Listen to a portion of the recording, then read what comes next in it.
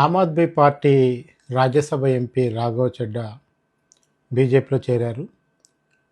పెద్దగా ఎవరికీ ఆశ్చర్యం కలిగించలేదు, కానీ ఆయన వెళ్తూ వెళ్తూ చేసిన కామెంట్లే కొంచెం కామెడీగా అనిపిస్తున్నాయి. ఒకటి, ఇన్ని రోజులు తాను రాంగ్ పార్టీలో ఉన్నానని, ఇప్పుడే అసలైన పార్టీకి పోతున్నానని ఆయన చెప్పడం అనేది చూస్తుంటే, గతం నుంచి కూడా మనకు ఉన్నదే. బీజేపీలో చేరితే వాషింగ్ పౌడర్ నిర్మాలాగా అంతకుముందు చేసిన తప్పులన్నింటినీ నిర్మా పౌడర్తో ఎట్లయితే బట్టలు ఉత్తామో అట్లా ఉతికినట్టు అవుతుంది బీజేపీలో చేరితే అని. ఎందుకంటే ఆయన వెళ్తూ వెళ్తూ తీసుకువెళ్ళిన వారి మీద కూడా ఈ మధ్యన ఐటీ రైట్స్ కూడా జరిగాయి. సో ఓవరాల్గా ఇప్పుడు ఆయన చెడ్డీ అంటున్నారు అనుకోండి ఒక మధ్యాహ్నం నుంచి.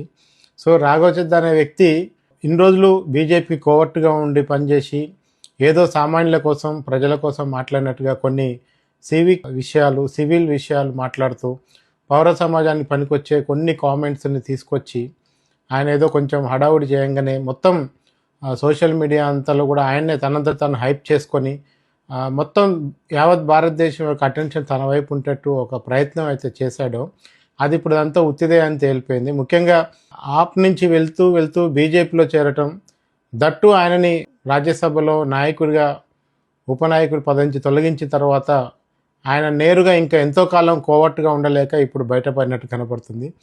సో కొంచెం కామెడీ, కొంచెం కోవర్టిజం ఆయన మాటల్లో, ఆయన గతంలో బీజేపీ గురించి చెప్పిన మాటలు, బీజేపీ అనే పార్టీ ఎంతో దుర్మార్గమైందని ఆయన చెప్పిన కామెంట్స్, ఇవన్నీ ఇప్పుడు ఎటుపోతాయో కూడా అర్థం కావట్లేదు.